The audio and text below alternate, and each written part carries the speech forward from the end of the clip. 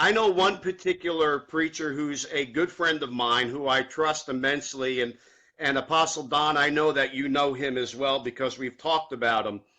And he has a tremendous anointing on his life for financial deliverance and breakthrough.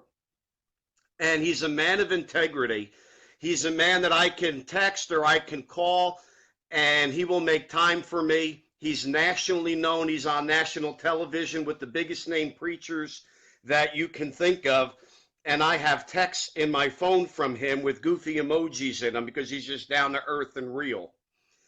And I have been in meetings where, he's asked for things when he's receiving an offering, and you don't feel like your arm is being twisted. But yet I've been in other meetings where people have asked for amounts, and I know you did it last week, where, a guy was taking 30, 40, 50 minutes in time for all the different envelopes, the $1,000 envelope and the $500 envelope. And I'm not saying that God doesn't do that, but I don't think he does it as often as we let on that he does. I think we have a whole lot of prophesying as opposed to prophesying in the church.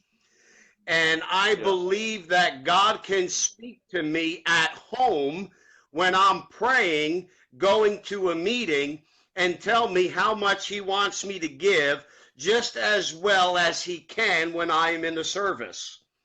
In fact, I went to a conference a year or two ago, and God spoke to me ahead of time, and he said, I want you to take 2 $100 bills with you and their seed. Hi, Lisa, I see you. That's my little sister who runs the internet program Touched by Prayer. Shout out for her. I love her dearly. God told me to take $200 bills, and when you get to the conference, I will tell you who to give them to. They were going to be personal seed into somebody's life. Now, that was no manipulation. That was nobody saying, $100 offering or whatever.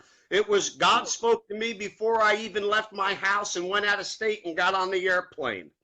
All I had to do was go with the seed, and when I got there, he told me where to plant it. And I believe that God can speak to us just as well in our homes as he can in the middle of a meeting.